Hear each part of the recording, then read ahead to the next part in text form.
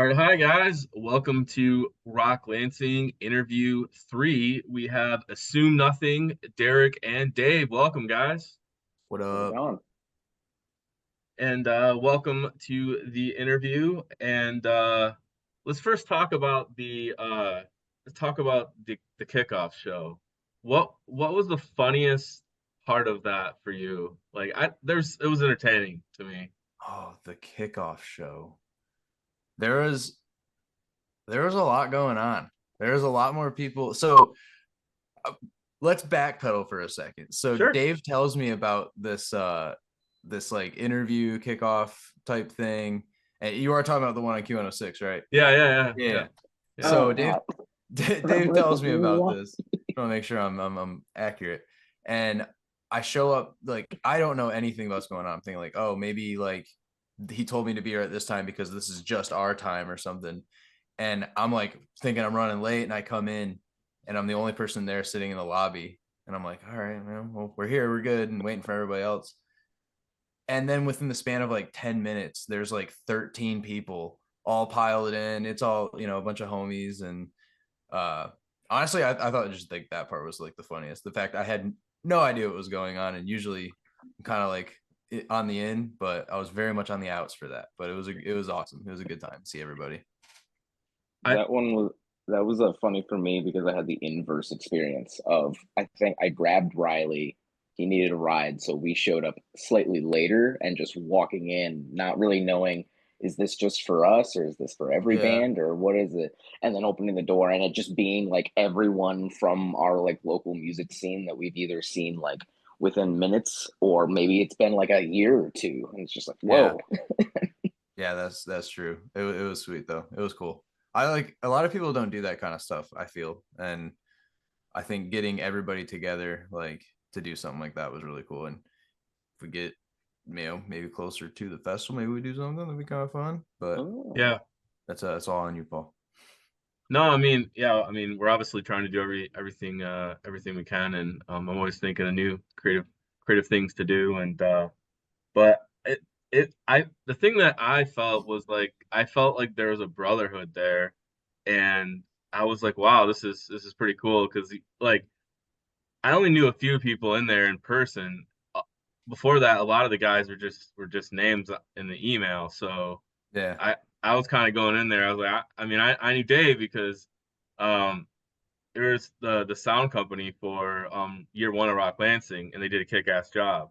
Yeah. By the way, um, and but I mean, I know Alfonso, of course, but I think for me the funniest part was Span and Alfonso's banter back and forth was like cracking me up, and it's Oh, like just like two good friends that just are just giving each other crap, and it was hilarious. Oh yeah. But so I actually want to let's pull back the curtain a little bit. If anybody has, like I don't go to radio stations like that often. I don't know how the ins and outs on stuff works, but typically if you're gonna put a song on the radio, you would like vet it, make sure that like, oh, maybe this is a radio edit, so it'd be a little shorter.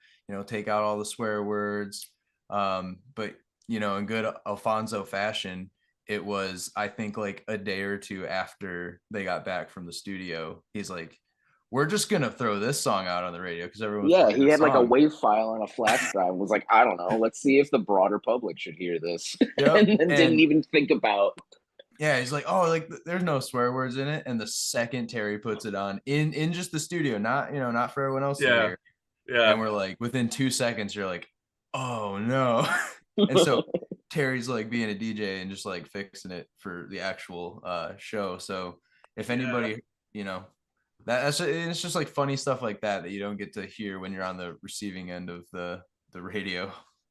No, that was hilarious too. There were so many things that just like having 12 people in this small room was just cracking me up. But the funny thing was at the Harsick show, like with you guys were there too.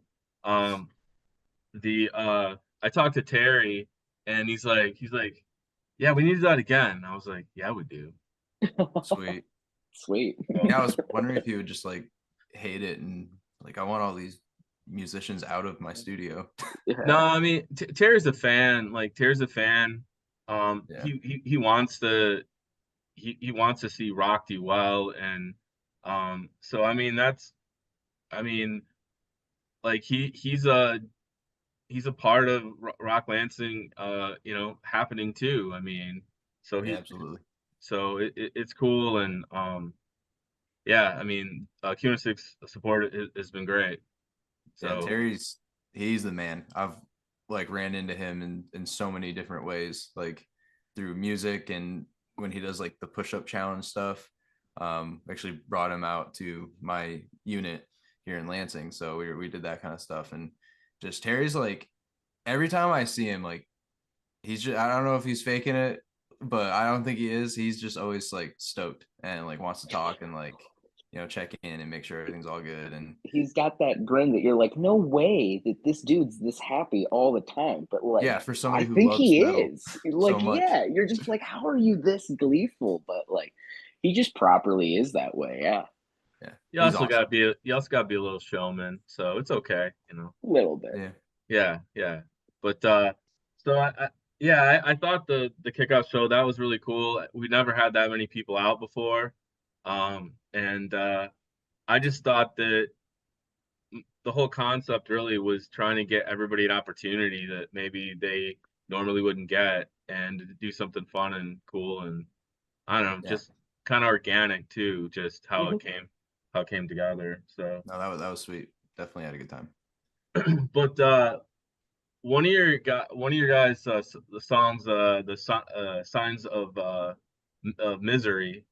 What's the backstory on that? Is that like personal experience? Um, yes. Yeah, it kind of like it's always a funny thing to talk about, and like I'm a lot more open to talking about it now, because the person in the story is actually my wife now. um, but when you're young trying to figure stuff out, you don't I guess you kind of go through trials. Like I think a lot of relationships, it's not every relationship is like everything works off the first rip, it takes time, it takes a few attempts, and like that's kind of how it was for us. And it's funny, like we make fun of it all the time. Like anytime she's at a show and like we were about to play the song, I kind of look at her like she knows. But Awesome. with music and talking about that kind of stuff, it's an over exaggeration like that. I feel like that's how people cope. And like when you make music about something, you're going to kind of push it a little bit to a little bit of an extreme. That way when you listen, maybe that's just how I look at it, but it's almost like a little bit of closure and a little bit of like therapy. You kind of blow it out of proportion in some way of expression. Like for me it's music. That way it doesn't make it seem that bad, on like the reality side of things. But yeah, the signs of misery is just kind of and it can apply to everything. It doesn't have to be about, boyfriend, girlfriend, husband, wife. It can be about a parent, a friend. It's kind of about how when somebody only reaches out to you when they're in a life, like when their life is showing signs of misery. It's kind of like how I got, I guess, come up with that line. Like me and Riley worked on that quite a bit. But yeah, it's just, I think it's relatable. You try not to be overly generic, but at the same time, you want, it's got to be digestible. People got to understand. It's got to be a clear message. But yeah, that's kind of the backstory of it. It's about a toxic relationship, depending on whether who that is.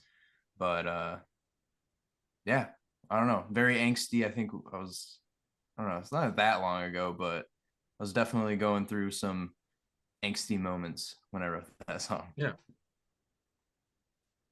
Do you have anything to add, Dave? I didn't write that song, so I have no idea. That's all. That was before I even joined the band. So that was Okay. that song was the first time. Well, that was the second. I had known the band when they were in like their kind of earlier sort of like phase, just by doing local sound. And but I distinctly remember when that song came out because it was also kind of when like Bring Me the Horizons, That's the Spirit record was like really doing really well, and I could tell like that there was a conscious effort to be like, oh, that's the kind of band we could be. And I could tell, like, I didn't even know Derek really that personally, but I could tell that he wanted to go that way. And I was super impressed by it. And I actually like reached out to Derek, I think, like the day after or something, was just kind of like, yeah, this is sick, by the way. And like, if you want anyone to like be involved in anything, I'd love to do more things. And like, that was kind of like the start, I would say the real start of like my involvement with the band. Yeah, and that song in itself, like I mean, it's I hate to say it this way, but like we have been a band since like me and Riley, like 2009, like trying to, we were kids, and it was just kind of like a pipe dream at the time, just to play music on any stage. But the band really started doing stuff in 2017 when we put out like an album, and that album has since kind of been kind of kiboshed. It's still on YouTube, but Signs of Misery was that first song where we felt we did it like proper for the first time. Like we actually went with other producers, worked with other people, and really from the ground up wrote the song to like I don't even know, but it's just kind of that evolution where you're just jamming as a jam band, like four guys in a room, and that's cool and all, but we knew, like with the Bring Me the Horizon stuff, like if we want to get this level of production and do something that's a little bit more boundary pushing for not just being just a metal band, because that's kind of what we were at the time, just kind of a metalcore band. So that, I don't know, that song was like really special. It definitely opened up like a lot of opportunities and a lot of people that we got to work with, and like a proper music video, proper recording, and yeah. That was the first song that Cody was like showcased as a member too, right? Yeah, In the music video, that was the first one. He was our good buddy Tristan, who has now become like a literal globe trotting scholar. yeah, He was previously, I met the band and he was playing drums, but Signs of Misery was the first time that we also got Cody. And I want to say it was like one of the best, a new music video. Like maybe you guys moved to working with, I forgot who usually did the music. Any, all this to say, like there was a definitive like brand change. We're growing up kind of yeah, like exactly. attitude with that song. It was tangible, you know? Yeah, that's how it felt. And I mean, still to this day, like that song gets the most amount of streams like daily. And I'm like, cool, hey, kind of, I feel like it's Thanks. kind of like lightning in a bottle, but it was also just a very like expressive time for us to put out something that I we think thought it's always was our closer too, or it has been for a while, because it's it. just like there's a finality to it as well. Yeah, Like, yeah, it's either the opening song, which I think we yeah, only did that once, and now it's just kind of like, that's gonna be the last song people hear every night. yeah, yeah. That's cool. That's cool. So uh your what would you say your heaviest song is? Ooh, Dread. I I would say it's Dread, dude. okay. So I kept going back and forth. I feel like me personally, like Left Behind just had like, to me it has something. It's like just a nasty song, but since we've played both Dread and Left Behind live a few times now, it's like I think Dread wins. It's Yeah, got a machine gun going off in the yeah, background. exactly. Like there's artillery, there's like all this other stuff going on in the background. We were working on the song, and it hit so hard live. Last time we played it, I was like, yeah, this is the heaviest one. Left Behind is a good contender though. Like it is absolutely a heavy song. I feel like it's just that like it's upbeat heavy, you Yeah, know, where like Dread I feel like has this like really definitive weight, probably because it is slower. And yeah. like, I mean, definitely putting having that Chad feature on it also Oh, definitely like adds another layer to the already like, yeah, like you were describing, insane soundscape that was crafted in yeah. that. There's a lot going on under Yeah. the hood with that song, but you're right with having Chad, and I don't listen to our music like all the time, but when it comes on, like yeah, I'm gonna turn it up super loud and listen to it for a second. And every time Chad comes in on Dread, I'm just like I'm smiling. Like when he did the first take in the studio, and I just remember being like feeling like a kid in a candy shop. I was so stoked because I've loved his voice on the all the records he's done since and or before, and yeah, that he made that song something special, and I think that that's our heaviest song for sure. That's cool. That's really cool. I feel like a lot of your songs all have like deep meaning behind them, and I think that's kind of a myth out there is like the metal doesn't have, it's just loud and that's all they see, you know. And I think it's really cool to see music that has deep meaning behind it. Yeah, I um Dave, if you got something else, let me know. But I like the way the band writes music. I think we all kind of have our own little meaning for everything. Um, when writing music, I think the hardest part is to convey, like I was talking about earlier, it's like conveying your message that you have like personally, but still making it digestible for other people. I think Mhm. like that becomes really difficult. And kind of we talk about this in the studio, and I've said this before. It's like coming up with I forgot what Josh said. It was something like, "Oh, that's a $10 word," or "That's like a $12 word," or Mhm, mhm. $20 word when you're trying to write something. And I feel like a lot of times bands are just grabbing from like the bargain bin to like put in, come up with a line, but um, try to not throw in too many of those. But what I'm getting at is everything on this EP has been like super different. And from the time that it was like written as a demo to getting to the final stage, songs have changed like quite a bit.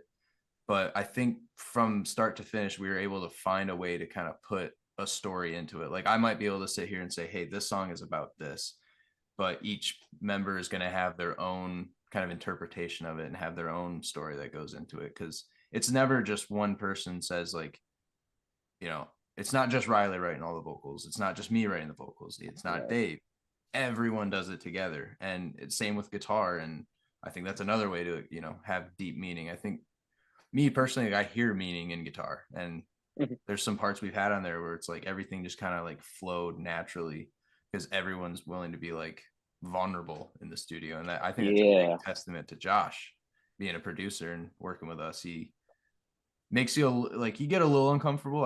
I've talked about Ghost before, and Ghost was a really hard personal one for me, but he kind of opened that up to be like vulnerable and express myself and talk about a serious stuff that happened in my life. But What was cool is I think Ghost was also one of those sessions where I think we had the most people that were just physically in the room. Like, didn't did Cody came to that one, right? And Cody doesn't always have the availability to come to them.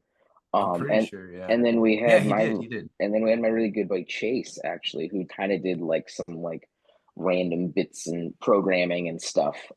But who I've just known him forever. But yeah, it was like a really cool to see like Josh supported, Derek kind of going on that journey, but then like we would all go back to like the Airbnb, that night all together and like it wouldn't just be like, well, that was in the studio. We're not going to talk about this at all. Like the Oh yeah, conversations continued and like we kind of went home every night with some sort of little bit of homework, either as a group or individually to kind of just like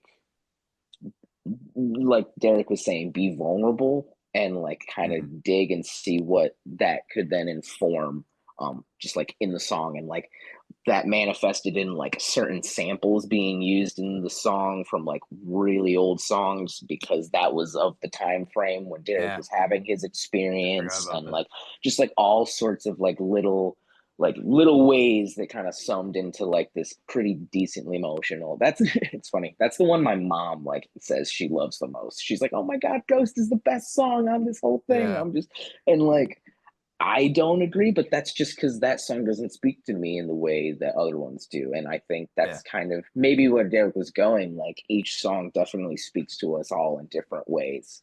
Um, and like, yeah, we all really pushed and pulled. I think this EP was like the first time Derek had ever had like someone who was like a songwriter also in the band.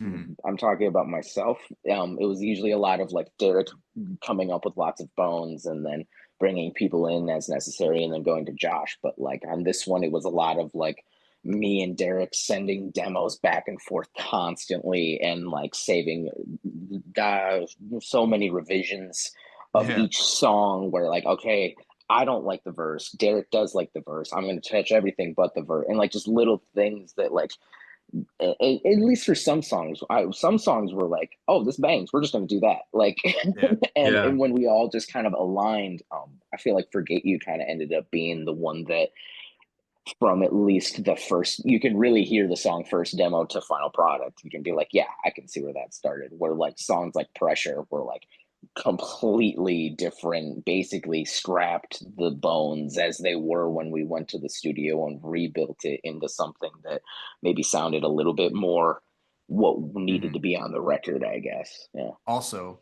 I'm gonna point out when Dave mentioned the whole Derek likes the verse, but he might Yeah. not like it as much. Mhm. Forget You's verse. That's my favorite part of the whole EP. I'm pretty sure that's what he was talking about. I That like the your verse riff on that. There's a little lick. That's my favorite guitar part on the whole EP. Just that little And like it's so one. simple. It's so simple. It's just like, oh yeah, that what else could it have been kind of deal. No Yeah. one is listening to that and thinking that like the way we think about it, but I know me and you think about that one little thing. Yeah. yeah, that's my favorite song on that album. That's fantastic. Oh, thank Thank you. you. Yeah, Appreciate it. I mean, you played it at the kickoff show. I was like, oh, I was like, Hmm. that sounds great. Um, but when did you guys drop the EP in 2024? Early, early 2024. I thought Pulling up my phone. like January, February. I'm a terrible person. I don't remember. February. I didn't even Whatever. pull it up yet. It is February. Was it Valentine's Day ish? Oh, it was. I should know this. It was on Yeah, Valentine's Day. Okay. yeah. Yeah, because so Forget You is kind of like the anti love Anti song in a Valentine's way. Day? Yeah, it was a very Uh breakup Yeah. song. Yeah. yeah, and it's the idea I had, like I feel for that song is like really kind of depressing, but yeah, we had this idea of like, yeah, let's release this anti love hash breakdown or breakup song on Valentine's Day. I can't believe I forgot that. I don't know why I remember that because I don't remember feeling any like really passion for that specific idea, but that's just like a fact that's just in my head. Like, oh yeah, it came out in February, right? The EP is almost a year old. Yeah. Getting older. Um, so I guess next let's talk because Divide is kind of was culminate or was created during the pandemic, correct? Yes. I guess And we probably all have some pandemic stories. So oh yeah. let's hear a couple. Oh man. Uh I'm gonna let you go first, Dave, because I kind of feel Okay. like I know where you're gonna go with it. I But was like, I want to talk about how the Divide music video came about because to me that was like a ridiculous pandemic story because I had let like known Derek. okay, Like, I now that I know where you're gonna go, yeah. let me go first. Okay. So, Cool. and this will all make Little sense. segue. So Yeah. everyone Yeah. stay with us. I, I'll be honest, Dave. I have no idea how we met. I keep forgetting. Like I do not remember I how we think I met. just bothered you. Well, I can tell you exactly how we met. I can Okay. tell you exactly. Do you want me to? Yes, For please. just I was doing front of house. I was doing sound at the Loft for like my very first show when I was like 18 or something, super young, and it was a Fit for the King or Fit for a King headliner with like them like Moss to Flames, and you guys were Yeah. like third on the bill, Yeah. and I just remembered it was also kind of the Once Lost like release show, I think, kind of, or at least Oh, it was announced or no, something like that. we did a Once Lost release show Once before Lost that. was the Like record that's short, no like longer just out. before. Yeah.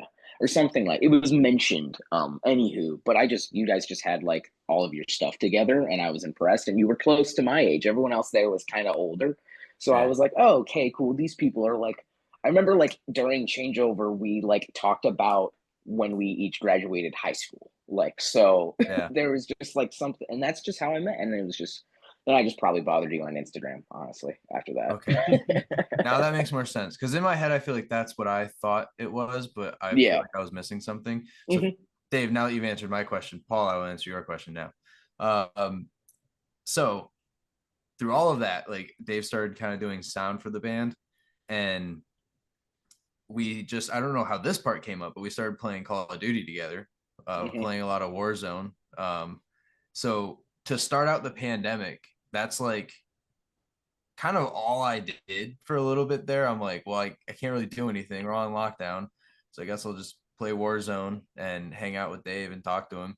Yeah. Um, and then it kind of snowballed into Dave plays guitar. I found out, I think you posted a video or either you sent or you posted it of you playing a Trivium song. Hmm. And I was like, oh, he plays guitar. Okay. Didn't know that. He's a great sound guy. Plays guitar. He's a cool dude. Like talking to him. And at the time, I was actually going in to join the Marine Corps. So there was this kind of like dilemma of what's the band going to do if I'm not around and they need a guitar player. So I had this grand scheme of, all right, we get Dave to join the band. Now we have two guitar players. And when I'm gone at times, Dave can be the guy. And it has worked out ever since. And I'm Hmm. pretty sure I didn't tell anybody in the band until Probably not until like you were like you told me like at like where were we at? What's the bowling alley in Mason? City Limits? City Limits. Yeah, Yeah. you like told me, but like you kind of told everyone. But this is so much later on, like you telling everyone this happening, Yeah. like so much later on, not even near divide times. Yeah. It was after. So, I okay. think Wait, because I was in I'm I losing was my in I timeline. was in class. That's what made my story crazy is that like we started playing Warzone, I think a little bit when I moved home and all class was canceled because I went to Michigan Tech, so it's like 8 hours away. Hmm. Um, so I just came home to like be home because all my classes are online, whatever. So we play Call of Duty. And at some point, like I think things started opening up again enough where Josh felt comfortable having people back to the studio. Mm-hmm. Um, and so thus Yeah. him and Riley went, I think just the two. Well, I think you had been writing, if I remember your story correctly. I mean, this is your life. I'm just Okay. remembering the Yes. details, but You I feel like you had been writing Signs of Misery and then you went with Riley. I'll leave it at that. yes, you got me back on track. Thank you. Okay. Yeah. Um, yeah, so we had been going to Josh for a little bit, but there was obviously that time off where pandemic happened. You know, once we became comfortable, like, okay, I think we can do this. Everybody at this point has been quarantined for enough time, so we felt like pretty comfortable with it. And we show up, just me and Riley, to work on a song called Divide. It was a demo that I had. Um, and at the time it kind of just naturally came out. Like we actually already had songs kind of like lined up for release, and Divide just like with how everybody was feeling and just feeling like cooped up and that you couldn't really feel like you could express yourself in any creative way. Like it was just kind of working out at home and playing video games. At least that's what it was for me. I just really didn't have a chance to do anything else. But Was Enemy written before Divide? Wasn't there Enemy was some? already done. Okay. Yeah. Yeah. So yeah, that's what's funny about the tail end of this. So we finished Divide and we thought this is perfect. Like this fits with everything going on. I was getting ready to leave for boot camp and we were getting ready to release Enemy. And it all got kiboshed. We're like, no, like Divide has to come out right now. Like this Hmm. is just too perfect. We feel confident about it. We also think it has a good positive message behind it. And so, okay, we got to release this. What do? We want to get a music video going. We want to get, all this stuff lined up for it.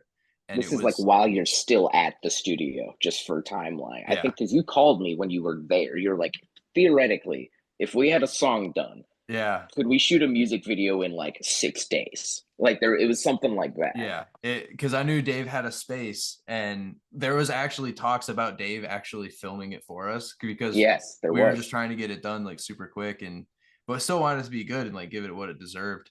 And Hmm. I was trying to round up all these people for it. We were going to have like almost like a full like cast of people, which we then realized, with the situation and the circumstance, it might not be smart to do that. So we kind of dialed it back, kept it to close friends, kept it to the band, just a couple extras. And yeah, I hit up Corbin to do lights, hit up Jason to do the filming, and had you there. Yep, me Chase and came Pooh, out. Chase drove down. Was that the first time I met Chase too? That was when you officially met Chase, because we had been playing. We had been playing, I think, together. We had all been playing Warzone, and then he went home or something like that, and then came back. We were both in college, but that's how you met Chase. Chase is in the music video. Yep. Chase is this sixth also member, seventh, I guess, actually, that's just somehow crept into all of our things. Yeah, he's done a lot of work for us on the back end or in the he just pops up in random places. He has no skin in the game, but not in because he doesn't. It's when it's convenient, oh, hey, Chase is around. Well, he's done stuff with us before. Come on, get him in here, kind of thing. So that Divide was a super chaotic moment. It felt like a moment because it was just so fast from start to finish of release, and it gets released. And I want to say it was either the next day or the next day I left for boot camp. Yeah. So now I'm detached from the world. I don't have a phone. I can't see the news. I have no idea what's going on in the world. And I think all I got was a message from one of the guys, a letter saying oh yeah, Divide's doing really well. That was it. And yeah, I think at the end of that, I got my phone back and checked it, and within that first 3 months, it was like 400,000. So I was like, "Dang, okay, cool." That's cool. I left when everything went really well, but that had to be tough though, to leave and be like, "Okay, I have no idea what's going on." Yeah, it was tough, but I also, once I got my phone back and heard what was going on, Cody, I think, actually sent me, because you can get letters in boot camp, and he sent me, I think, the flyer for Upheaval. And originally, I don't think I was going to be able to play Upheaval, but because of COVID, it changed the timeline, I'm pretty sure, and it changed the dates. Yeah. Oh, well, because it got delayed a year. It was gonna be 2020. Yeah, I think that was the plan, because I also have been involved with production on multiple stages at Upheaval at this point, and I have been since the start. But I think I remember that there being a delay, because I don't think we were going to play the original one, or something happened. It moved to 2021, or shifted, or I don't know. But yeah, you did end up getting to play though. I just remember not, when I got the flyer and saw our name and then saw the headliners, I had no idea that it happened. I want to just think back that I thought we were going to play the festival, but I didn't think I'd be available to. And then that, I know in boot camp I got the flyer with all the bands on it and found out Divide was doing super well, and it was all just things worked out while I was gone. But sweet, the band got themselves locked out of the Instagram account while I was gone within the first week. So for 3 months, nobody had access to the Instagram. I didn't know that. Wow. That's funny. That's crazy. That's funny. Yeah. But at least you had the Facebook. Sure. I think. I don't know. I don't even know. I was still not fully in, I feel at that point. Yeah, it wasn't until that's you right. You got we back started from working boot camp. together, but yeah.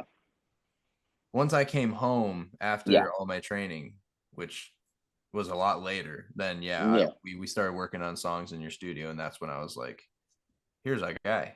Yeah, it just makes sense. This just makes sense.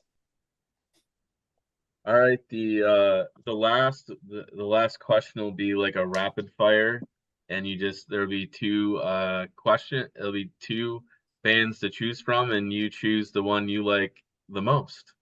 Okay. So it's only 5, and so first up, Ozzy or Dio? Dio. Ozzy. Dio. Judas Priest or Iron Maiden? Iron Maiden. Maiden. Yeah, Maiden for sure. Willie or Johnny? Willie or Johnny? Willie Nelson or Johnny Cash? Oh, okay. Johnny Cash. Willie Nelson. Metallica or Megadeth? Metallica. Metallica. Easy. Next one. Sick Megadeth riff, but Metallica. I mean, I love Megadeth, but yeah, I mean, Metallica's Yeah, I great. do. I yeah, do yeah. too. Pantera, Lamb of God. Pantera.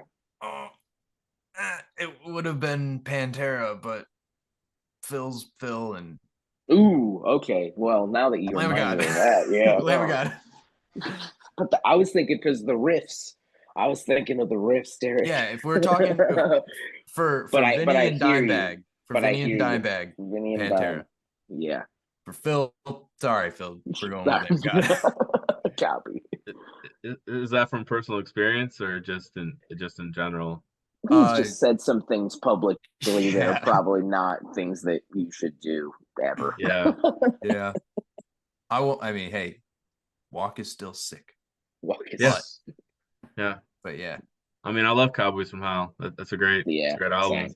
I think that like Dimebag's guitar playing, that was one of the first times like I heard guitar playing that I like I wanted to know about it, as at the time just being not a musician and not knowing how music works, not knowing about drums and guitar and bass. And I heard that and I was just like, what is going on? Like that sounds different than everybody else. And I don't know why.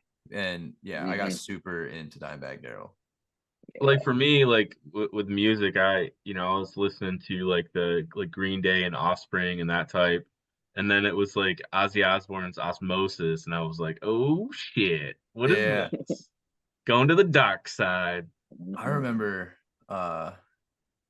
Mr. Crowley. Like Hmm. that I've listened to a lot of Ozzy and I like him, but Mr. Crowley, that song just like It's I symbolic, of love that song. course. Yeah. I The remember. lines in that are great. Yeah, I mean, I like Sabbath and Ozzy. I mean, I've seen Ozzy like 4 times, Sabbath 4 times solo, but I mean, he's kind of the one. I mean, for metal, it's Mhm. probably him and Deep Purple. It's probably really him and Priest, but Yeah. Hmm. I mean, My dad was a huge Black Sabbath fan. And so I took him to see Black Sabbath because he took me to so many concerts. So it was kind of like my thing. I actually took him to see Black Sabbath and I took him to see Metallica. So got the big ones on the list. But Oh, yeah, no, my dad like raised me on that music. And I'm sure when I was listening to like Slipknot, he knew Slipknot like from what Slipknot was, but he was kind of like, okay, you're gonna listen to like this heavy of kind of music, and it took him a minute to come around to it. But now like my dad listens to Die Hard Is Murder and like yeah. loves Hmm. just heavy music now, and he loves everything. But yeah, I Dude, remember that's Black Sabbath that's being a that's huge like one. my mom. She like gave me like Tool and like kind of more like 80s, 90s alternative stuff. My dad's a huge hair metal guy and like has worked within that genre, which is kind of why Pantera appealed to me because like they used to be a hair band, but you can kind of hear like the hairiness of the riffs at times. You're like, oh yeah, Mhm. that was a little ratty. That was a little Warreny kind of thing. yeah, But my mom gave me like the alternative stuff, and she'll send me stuff from like really like small. She's finding these like small metalcore bands and just loving it. And I just don't see Yeah, people like her often. Where I'm just like, wait, you know who this band is?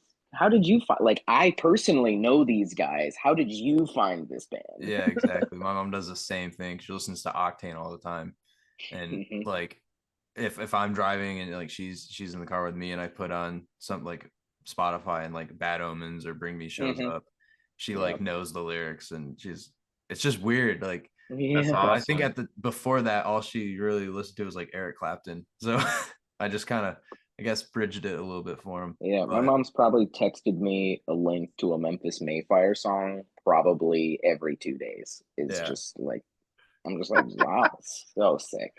Oh, that's hilarious. That is hilarious, dude. That's sweet. Yeah, my Yeah. parents don't like hard rock or metal, but that it'd be cool if they did. Uh, Hmm. that's awesome, though. I mean, but and I think the people that love music are always going to be seeking out new bands and stuff. And yeah, um, that's what it's great about my job is I listen to so much music just because I have to check out every band I'm gonna book. yeah. So it's fun to get to hear a lot of new stuff. And I've had to listen to a lot of stuff that I probably normally wouldn't, and it's cool. So that's the fun part. But I don't want to take any more of your guys' time, and I want to thank you guys for coming on and the Rock Lansing interview number 3. Assume nothing. Double horns. Ah. Appreciate it, Paul. Oh yeah, thanks for You're the having us. best, man.